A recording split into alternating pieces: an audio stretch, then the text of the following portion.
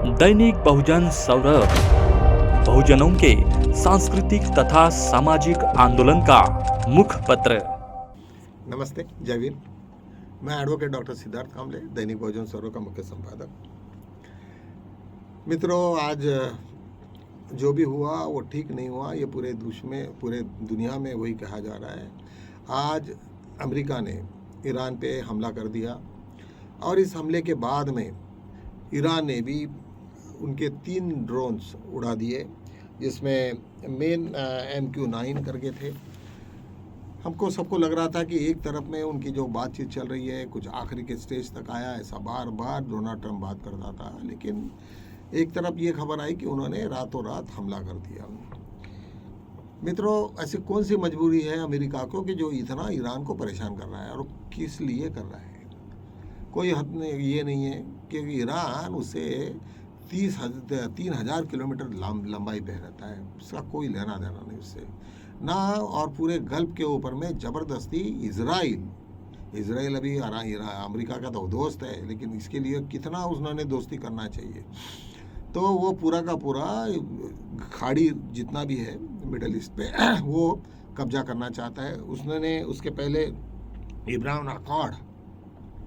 इब्राहिम नाम की एक ये करना है, उनको डीड करनी है कि पूरे उसको मिडल ईस्ट उसको ये करेंगे, सपोर्ट करेंगे, और जिस पे पूरा का पूरा वर्चस्व जो रहेगा वो इजराइल का रहेगा। अभी इजराइल इधर में आ गया, मिडल ईस्ट के साइड में आ गया, अमेरिका वो कोने में रहा। अमेरिका बार बार इनको धमका रहा। ऐसी कौन सी नस है जो डोनाल्ड ट्रंप की नेतन्याहू ने दबा के रखी है? ये सबसे इम्पोर्टेंट इशू है कि जिसके लिए बार बार पूरा अमेरिकन्स लोग ये कह रहे हैं डोनाल्ड ट्रंप को कि भाई हमारा और ईरान का क्या झगड़ा है, हमको क्यों लड़ा रहे हो, क्या मतलब है? इसके ऊपर वो कह रहे हैं कि भाई नहीं, वहाँ का न्यूक्लियर जो वेपन्स वो बना रहे हैं उसको हमें नष्ट करना है वगैरह वगैरह, सब ये फजूल की बात है। उन्होंने कहा उससे हमें क्या तकलीफ हो रही है, वो जो भी कर रहे हैं वो अपना करते बैठेंगे, जो भी होगा पूरा का पूरा देश एक तरफ में, लेकिन डोनाल्ड ट्रंप और नेतन्याहू के कदम में जाके झुक गए। आज ऐसे सिचुएशन में आ गए हैं कि आज जब उन्होंने अमेरिका ने जो ये किया, जो अटैक किया है ईरान के ऊपर में, साउथ ईरान में, तो वो उनको कौन सी मजबूरी थी अभी तक समझा नहीं। कई लोगों के एनालिसिस लोग कर रहे हैं कि, और मैं भी वही इस पर नतीजे पे मैं भी आप पहुँचाऊँ कि जैसे अभी इंडिया में इजराइल ने पेगासस नाम का एक सॉफ्टवेयर दिया, हर एक के मोबाइल में है। हर आदमी एक दूसरे के साथ में कभी मजाक से या कुछ ना कुछ तो गलत बात कर ही देता है, और वो सब का सब रिकॉर्डिंग पूरा इजराइल के पास में है। ये स्पष्ट हो रहा है कि जितना भी यहाँ पे स्ट्रीम फाइल का जो भी सच है वो शायद वो इजराइल के पास में होगा, क्योंकि मैंने पिछले वक्त भी कुछ एपिसोड में बताया मैंने कि इजराइल की नीयत इतनी बेकार है कि वो हर जगह पे कुछ ना कुछ चुगलियाँ सुनने का और उसके बाद में कुछ अटैक करने का ये पूरा सिस्टम कर रहा था। इसका मतलब कि पूरी हम लोगों की, पूरे मोदी की, पूरे RSS की, सबकी पूरी की पूरी पूंजी आज इजराइल के पास में है। और इजराइल करके अभी जब मालूम था कि इतना बड़ा वार हो रहा है, फिर भी हमारे नरेंद्र मोदी जी उनको एक दिन पहले जाके मिले। किसी कौन सी मजबूरी थी? शायद उनको लगा होगा कि भाई कोई डील होगा, ये होगा। या शायद आपको ये भी मालूम होगा कि इजराइल को बहुत बड़े पैमाने में कुछ आर्म्स बनाने थे, और उसके लिए हमारे यहाँ पे मित्तल इंडस्ट्रीज के तरफ से बड़े 2 शिप में पूरा का पूरा लोहा जा रहा था। जो लोहा इटाली के पास में वहाँ पे उसको शिप को रोका गया, और रोकने के बाद में 2 शिप में ये पता चला कि ये जो मेटल है, हाई क्वालिटी मेटल है जिसमें आर्म्स वगैरह बनाते हैं, वो पूरा का पूरा इजराइल को जाने वाला था। और ये अंदाज बांधे जा रहा था कि इजराइल ये सब इसमें आर्म्स बनाएगी, और गाजा में पहले ही उन्होंने जितना भी बर्बादी की है पैलेस्टीनियन के ऊपर में, वो और भी पैलेस्टीनियन के ऊपर में और हमला करने की बात कर रहे हैं। उसके लिए उनका सबका सब रोक के रखे। और ऐसे सिचुएशन में नरेंद्र जी मोदी हमारे वहाँ मेलोनी को तो मिलने गए थे, लेकिन शायद कुछ अंदर की भी बात होगी कि वो शिप्स को रिलीज़ करने के लिए कोई ना कोई बात निश्चित रूप से होगी। तो ऐसे सिचुएशन में हम जैसे फंसे, वैसे डोनाल्ड ट्रंप भी फंसे हुए हैं। डोनाल्ड ट्रंप के सामने में अल्टरनेटिव नहीं, क्योंकि उनको मालूम है कि यदि डोनाल्ड ट्रंप इसने पूरे के पूरे वो खोल दिया पत्ते, तो डोनाल्ड ट्रंप तो मर ही जाएगा, उसका तो पॉलिटिकल करियर ख़त्म होगा, वैसे भी तो ख़त्म ही हो रहा है। लेकिन वो अडानी हो या अंबानी हो, इन सबको लेके डूबेंगे। आज नॉर्वे के वहाँ के प्राइम मिनिस्टर ने ये पूरी अडानी की जो कंपनियाँ थी उनको पूरा का पूरा ब्लैक लिस्टेड किया। शायद आपको नॉर्वे के बारे में मालूम नहीं होगा कि वो इतना सा छोटा सा कंट्री है, लेकिन उनका टोटल पर कैपिटा इनकम वो $2 ट्रिलियन है। मतलब इंडिया का 3.5 है, लेकिन इतने से देश का $2 ट्रिलियन। और ऐसे सिचुएशन में वो कितना, और उनका एक बड़ा अच्छा है कि जितनी भी इकोनॉमी है उनकी, वो ज़्यादा से ज़्यादा बैच से पैसा देते हैं इंडिया को। इधर उधर जो भी देश को पैसा लगेगा तो बैच पे देते हैं, और जो पैसा वहाँ से आता है उसके ऊपर में वहाँ पे पेंशन और सोशल सिक्योरिटी के नाम पे पूरा पैसा यूज़ होता है। लेकिन हमारे यहाँ तो आपको मालूम होगा कि पूरा का पूरा, अभी उस दिन एक सुप्रीम कोर्ट में मसला चल रहा था कि अंबानी ने 3,300 करोड़ का पूरा तेल चोरा ONGC से, और वो कुछ नहीं हो रहा, और बड़े से बड़े वकील लगा दिए, और उन लोगों का जो चल रहा है जिस तरीक़ा से, मतलब देश प्रेम तो हमारे यहाँ तो इन लोगों के पास में है ही नहीं। और ऐसे सिचुएशन में इस तरीक़ा से होता है तो निश्चित ही बहुत चिंताजनक बात है। तो चलते आज ये जो युद्ध अभी चल रहा है, तो अभी ईरान को तो पूरा का पूरा ये मिल गया, और उनको सभी को मालूम है। मैं बार बार आपको कहा कि ईरान अभी अकेला नहीं रहा, वो 2 बड़े पावर के साथ में है, और वो पावर है एक तो रशिया और एक चाइना। दोनों भी इतने अपने आप में बड़े इतने ये है कि वो पूरा का पूरा अमेरिका को पूरा खलास कर देंगे। और ऐसे सिचुएशन में युद्ध हो गया, लेकिन युद्ध करना भी उसके लिए ज़रूरी है, क्योंकि वहाँ के लोग अभी वहाँ पे ऐसे पड़े हैं कि भाई युद्ध के वजह से जो ऑलरेडी नुकसान हुआ, और अभी जो होने वाला और बचा हुआ जो नुकसान है, और हो सकता है ऐसे कई नॉर्थ कोरिया, वो तो कह रहे हैं कि भाई हमको बताओ, तो हम तो यहाँ से तो पूरा का पूरा अमेरिका तक का हम लोग व्हाइट हाउस को गिरा देंगे। इतना मिसाइल्स की कैपेसिटी रखने वाले बहुत सारे देश हैं जो अमेरिका के विरुद्ध है।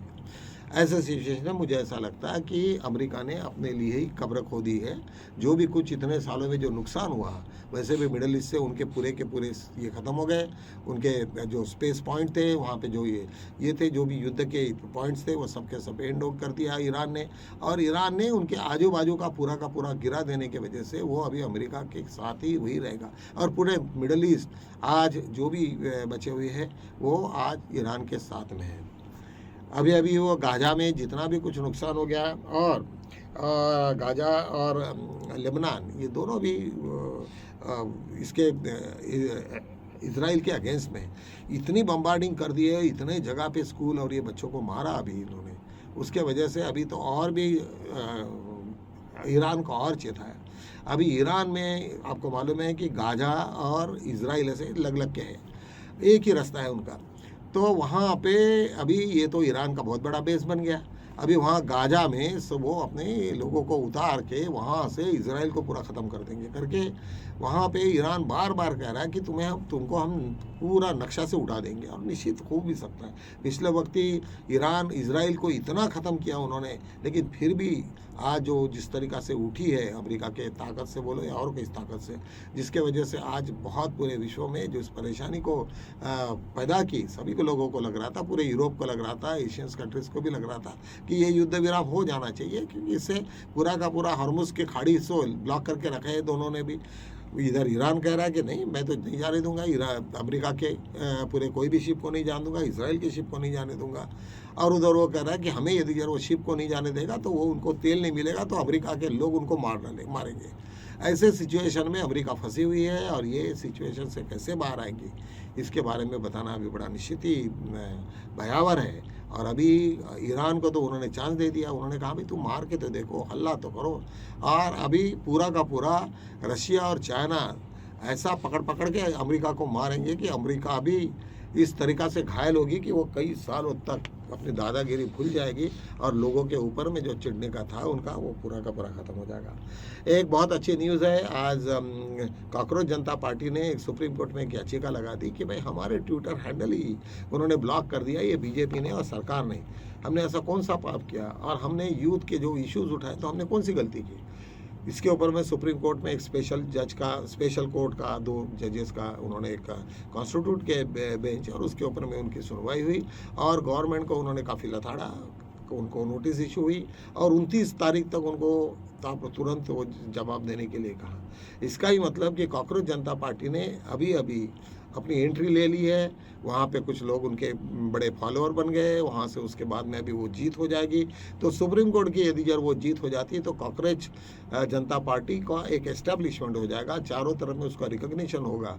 और उसको यदि यार ये कहे कि भाई वो इलीगल है, वो उनका पूरा लॉफुल है, तो वो उनको अभी जो भी अभिजीत वहाँ से आएंगे ब्रिटेन से, बॉस्टन से, तो कम से कम इंडिया में उनका आने के वक्त कोई ऐसा तूफान नहीं होगा, या सीबीआई और ये लोग उनको हाथ लगाते समय डरेंगे, क्योंकि उन्होंने ऑलरेडी सुप्रीम कोर्ट में ऑलरेडी याचिका फाइल की है, और याचिका में स्पष्ट लिखा है कि भाई मैं इंडियन हूँ, मैं वहाँ पे हूँ, मैंने कुछ ये किया, और मैंने जितने भी मेरे जो अकाउंट्स लोग थे वो पूरे के पूरे इंडियन से 96% है, और कुछ लोग देश के, ये पूरा स्टेटमेंट मैंने दिया। ये होने के बाद में मेरे अकाउंट से हैक करने का क्या प्रॉब्लम था। तो काफ़ी उनको कामयाबी मिली, और निश्चित रूप से मुझे ऐसा लगता है कि कॉकरोच जनता पार्टी ये और उसके साथ में कुछ पार्टियां और मिल के ये बीजेपी को के लिए बहुत बड़े घंटी, मतलब बहुत ही नुकसानदायक ही हो सकता है। और पूरे यूनिवर्स भी मालूम है, उस दिन ही अभिषेक कह रहे थे कि कॉकरोच जनता पार्टी के जो मुखिया थे वो कह रहे थे कि मेरे को सबसे ज़्यादा अभी क्वेश्चंस पूछे जा रहे हैं कि यूरोपियन और पूरे वेस्टर्न कंट्रीज़ के लोगों के ज़्यादा से ज़्यादा, क्योंकि वो भी चाहते हैं कि यहाँ पे कुछ ना कुछ, इतना बड़ा डेमोक्रेटिक कंट्री है, लेकिन जिस तरीक़ा से इन्होंने बीजेपी ने उसके हल करके रखे, तो उनको लगता है कि यहाँ से कुछ निकले कुछ बाहर। और बाहर के भी लोग, इंडिया से बहुत सारे लोग बाहर में गए, वो भी इस तरीक़ा से राह देख रहे हैं। मुझे लगता है ये बहुत सारी चीज़ें हैं। थलपति ने आज पूरा सेंट्रल के साथ में फिर लड़ाई की है, इसलिए किया कि भाई वो वहाँ से इंडस्ट्रीज वहाँ पे हटा रहे हैं, क्योंकि दिल्ली के अंदर में वो पावर है उनके हाथ में, वो कर सकते हैं। तो वो कुछ कह रहे थे कि वहाँ से कुछ इंडस्ट्री को हला और वो तमिलनाडु से हटा के वो हैदराबाद को देने का कुछ इरादा चल रहा है। और ऐसे सिचुएशन में और दो बातें और चल रही है कि वहाँ पे जो नायडू जी है, नायडू जी को भी थलपति मिले, और सभी लोगों को मिलके उनका भी एक इरादा बन गया कि उन्होंने कॉकरोच जनता पार्टी को एक अपना ये दे दिया, समर्थन दे दिया, जिसके वजह से बीजेपी को बहुत बड़ा एक धक्का बैठा है।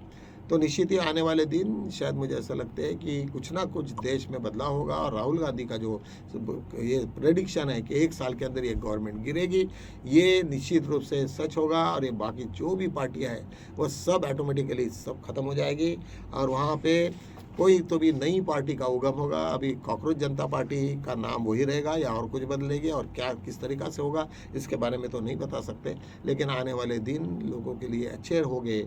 इन्हीं भावनाओं के साथ में मैं यहीं आज जो अपना वीडियो कंप्लीट करता हूँ। मिलेंगे कल नए मुद्दों के साथ, तब तक के लिए जय भीम।